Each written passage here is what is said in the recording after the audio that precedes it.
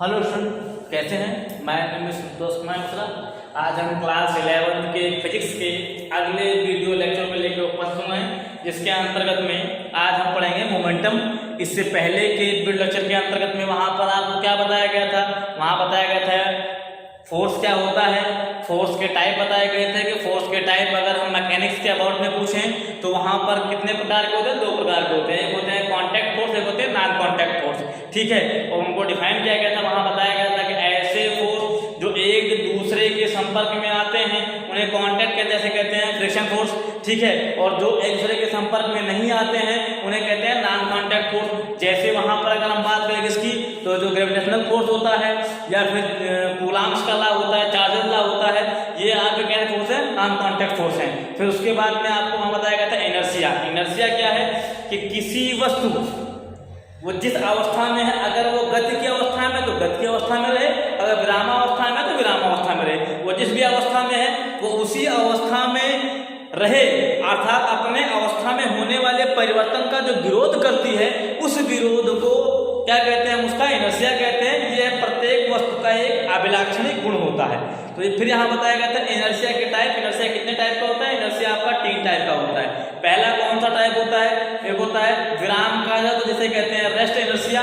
एक होता है गति का जड़, जिसे कहते हैं कि मोशन इनर्शिया। और एक होता है डायरेक्शन, मतलब दिशा का जड़। तो इसका मतलब अगर रेस्ट में है तो रेस्ट की अवस्था में अगर है तो अपने उस अवस्था में होने वाले परिवर्तन का विरोध करे तो उसे हम क्या कहते हैं? वहां पर विराम का जड़। अगर कोई वस्तु गतिमान अवस्था में है तो अगर उसकी गति की अवस्था से अलग अवस्था में परिवर्तन करेंगे तो उसे क्या कहेंगे हम? गति का जड़। यदि अगर वो डायरेक्शन में है और उसके डायरेक्शन में अगर चेंज किया जाए और वो अपने डायरेक्शन में होने वाले चेंज या परिवर्तन का विरोध करे तो उसे कहते हैं हम दिशा का जड़ कहते हैं। तो ये टॉपिक कल बताए गए थे। आज जो हमें पढ़ना है वो हम पढ़ रहे हैं मोमेंटम संवेग।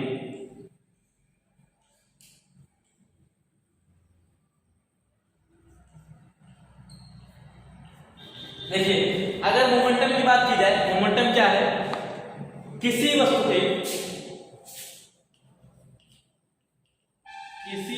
के द्रव्यमान तथा वेग के गुणनफल को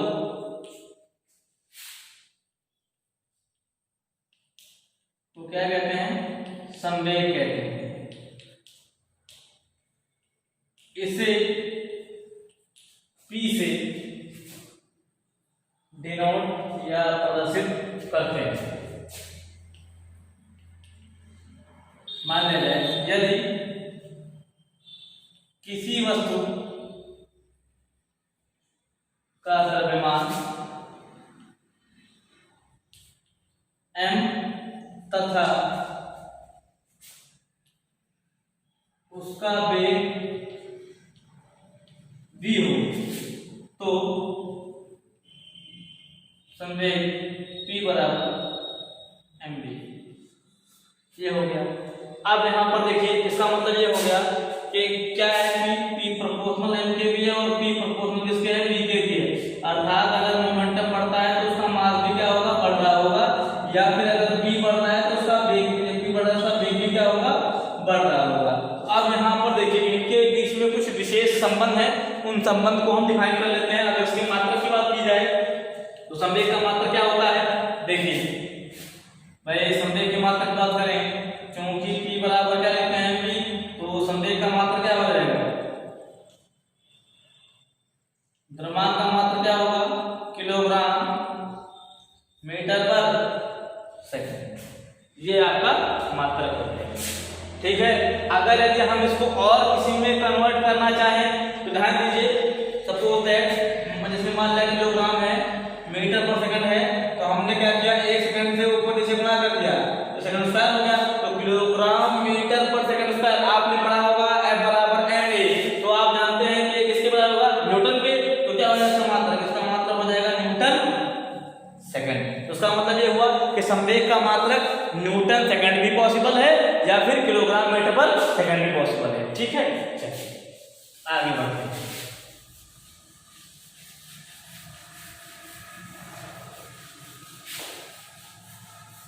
देखिए, अब संवेग के संबंध में कुछ प्रॉपर्टीज हैं, उन प्रॉपर्टीज को जान लेते हैं। क्या? भाई कहा जाए कुछ विषय स्पेसिफिक है, नोट में समझिए ध्यान से। मान लिया जाए यदि दो भिन्न द्रव्यमान की वस्तुएं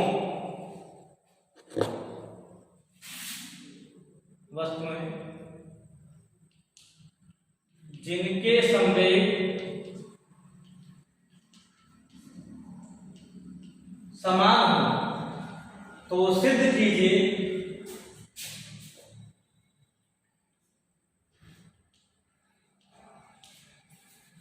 कीजिए कि हल्की अर्थात लाइट वस्तु का वेग अधिक होगा। तो कैसे प्रूफ करेंगे इसको, ध्यान दीजिए भाई। आप जानते हैं दोस्त हैं तो उससे प्रूफ को बढ़ते हैं। मान लेते हैं लेट सपोज दैट, माना टू ऑब्जेक्ट, या मान लेते हैं माना दो वस्तुएं ए व बी हैं जिनके द्रव्यमान m1 व m2 है। तो अब यहां पर हम करते क्या हैं, m1 व m2 है तथा वेग v1 व v2। ठीक, तो क्या होगा देखिए।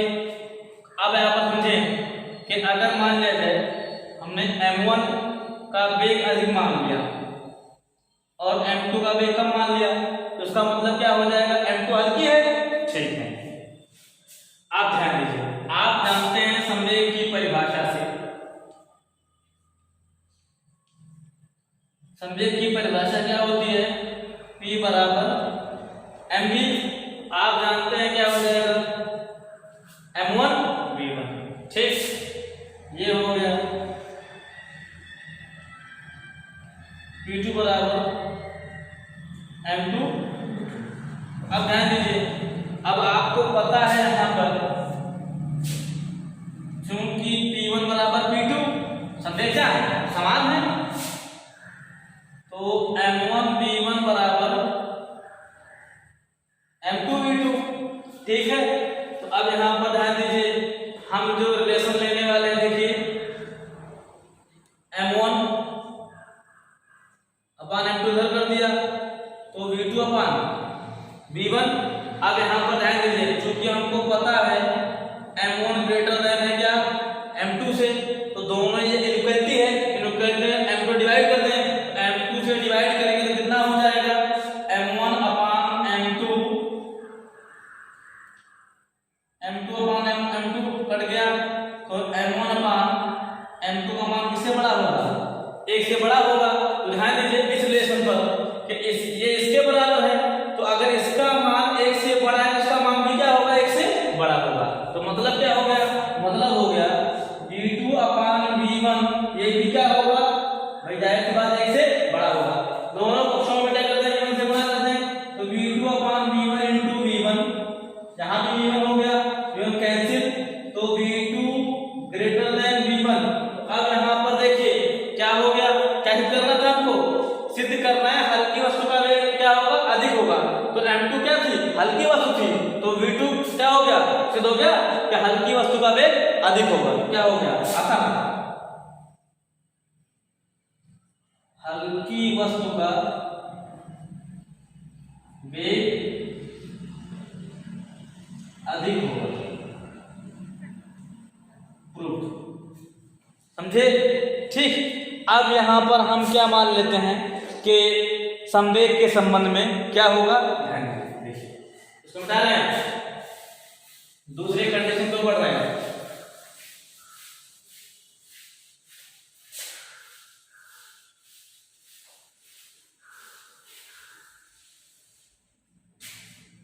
दूसरा क्वेश्चन है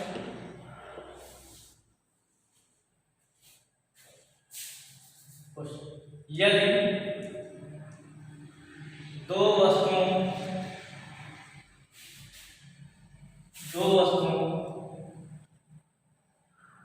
के द्रव्यमान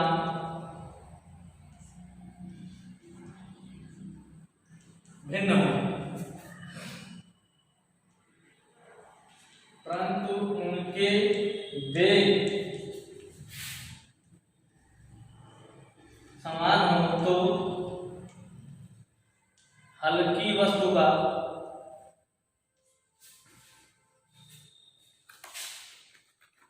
तो हल्की वस्तु का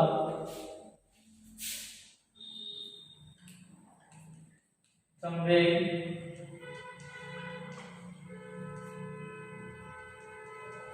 अधिक होगा। हल्की भारी वस्तु तो भारी वस्तु का संवेग अधिक होगा। तो प्रूफ कैसे करेंगे? तो देखिए क्या होगा। वेगेंद्र मान है, माना दो वस्तुएं जिनके द्रव्यमान m1 व m2 हैं तथा वेग v1 v2